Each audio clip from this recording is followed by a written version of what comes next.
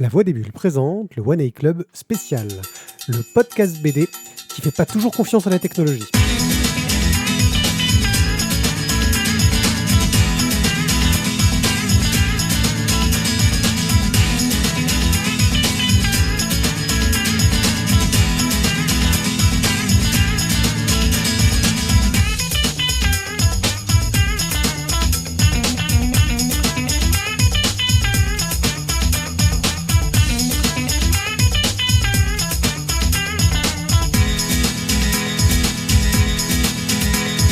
Coucou les gens, je suis One A Pied et dans cet épisode spécial, nous allons vous parler d'une bande dessinée à la cool, une bande dessinée qui a vraiment marqué nos cœurs, une bande dessinée qui nous a touchés au plus profond de notre âme d'enfant, une bande dessinée qui remonte à notre adolescence, mais surtout à celle de Thio, car c'est lui qui a décidé d'en parler. Salut Thio, et tu vas nous parler de quoi ? Alors, adolescence, c'est quand même peut-être un peu...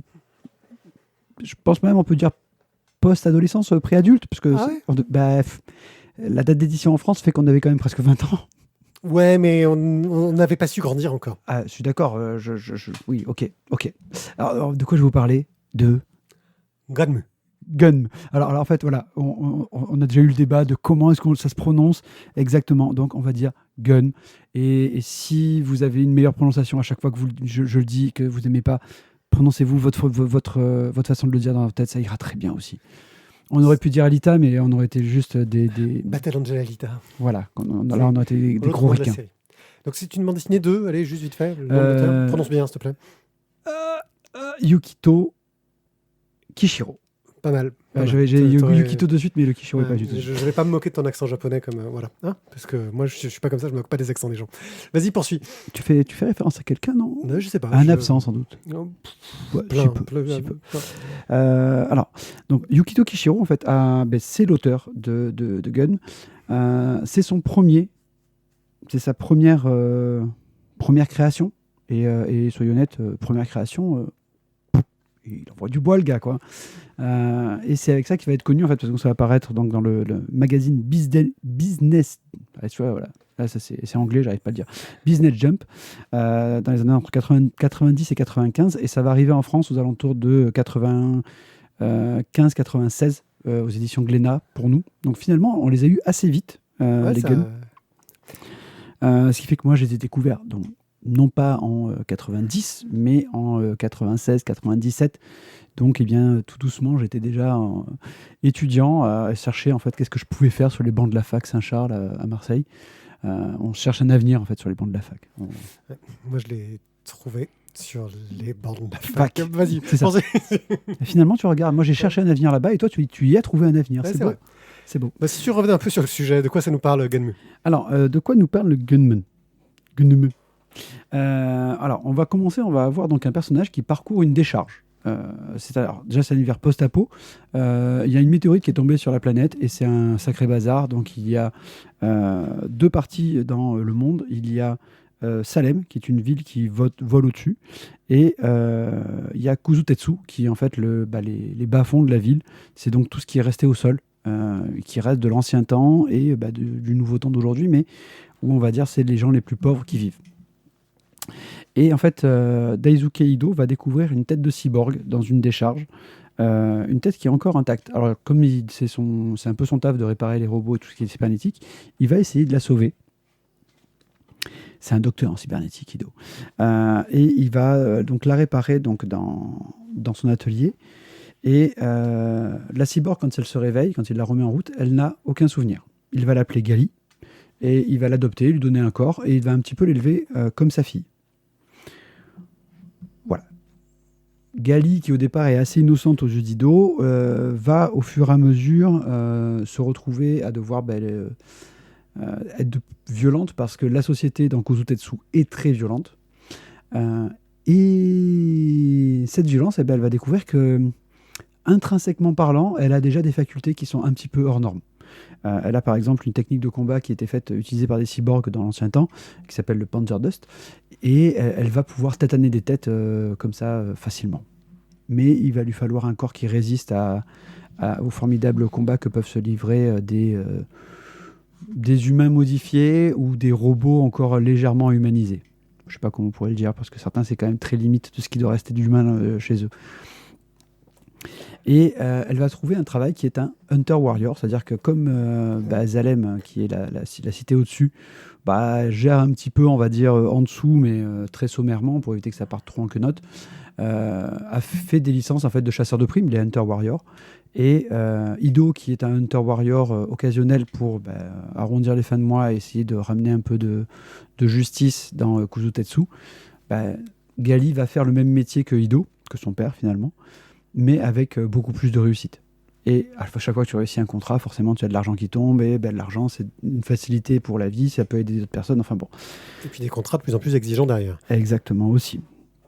Donc pourquoi je suis tombé moi sur Gun, donc dans les années, comme je disais, voilà, 96, 97, donc j'étais à la fac. C'est un pote qui m'a fait découvrir ça. Pour une fois, ce n'est pas le dictateur, ce n'est pas Pierrick qui m'a fait découvrir ça. Le manga, c'était pas trop ton truc. J'avais déjà lu les Guns, je crois, à l'époque. Mais bon, ouais. Et donc voilà. Mais on se connaît peut-être pas non plus encore. C'est limite, on avait dû se croiser 3 fois. Je te rappelle que notre première vraie rencontre, elle s'est faite autour de Hagon. Ouais, c'est vrai. Du livre de jeu de règles de Hagon. Enfin bon, c'est une autre histoire, mais on la narrera sûrement jamais ici. On fera un One A Club spécial jeu de rôle. Ouais, vraiment, déjà que vous n'écoutez pas beaucoup, là, au moins, vous n'écouterez plus du tout. Donc, j'ai découvert ça là-dedans. Et moi, ce qui m'avait vraiment passionné, en fait, par le personnage de Gali, c'est qu'elle est à la fois bourrée d'innocence, bourrée de violence. Et au niveau du dessin, on est sur du noir et blanc, pas aussi marqué que j'ai du Miller. Bien que je pense quand même que Kishiro... Il y a quelques épisodes où il y a du dessin, un truc de combat là en roller. Il y a un épisode. Le Motorball. Oui, il a fait une BD dérivée là-dessus. Oui, c'est Ashman. Voilà. Crashman. Je sais plus, Ashman, je crois. Ouais, mais le surnom du gars, c'est Crashman, parce qu'en fait, il finit jamais une course et il se crache tout le temps. Et là, il y a un style très millerien. Alors ouais, là, mais je pense que c'est quand même une de ses grosses inspirations. Mais c'est très dynamique, c'est très violent. Mais il y a aussi tout un monde, on va dire, de technologie qui, fin des années 90, te fait passer avec les nanotechnologies, la cybernétique, les personnages qui sont modifiés. Voilà, tout ce côté-là, en fait, était super intéressant. Les épisodes du Motorball, c'est un peu comme dans Cobra, le Ridge Ball. Pareil, voilà, c'est finalement il y a 2 épisodes sur cette espèce de sport de baseball spatial qui est très violent, et c'est ce qui nous est presque tous resté de Cobra à l'époque. Le Motorball avec Gali, c'est un peu pareil. Donc on a une première série, donc Gun, qui est éditée donc en France chez Glénat en 9 épisodes qui vont être réédités ensuite, je crois qu'en 6 épisodes en grand format. Donc là on est en 2010. Entre-temps, Kishiro a fait ses premiers tomes, puis il a dit qu'il stoppait parce qu'il avait des problèmes personnels. On n'a jamais vraiment... Si, il a eu un gros accident de moto. C'est ça, oui, mais ça l'a complètement coupé. Voilà, et donc il a stoppé sa création de Gun, ce qui fait qu'il a fini la série, mais sans vraiment la finir, et il est revenu ensuite dessus. Après, il a sorti donc une autre série qui était donc Gun Last Order, qui est en fait une suite où on est plus sur un space opéra. Et on va terminer avec Gun Mars Chronicle, qui est en fait la jeunesse de Gali quand elle était sur Mars. Voilà pour les 3 séries, les 3 grosses séries de Gun. Donc on a 6 tomes en intégrale chez Glénat pour la première série. Gun Last Chronicle, c'est 12. Last Order, pardon, c'est 12 tomes, 12 fascicules, 12 tomes classiques manga. Et Gun Mars Chronicle, je ne l'ai pas, mais je crois que c'est 9, il me semble, de mémoire. Mais bon.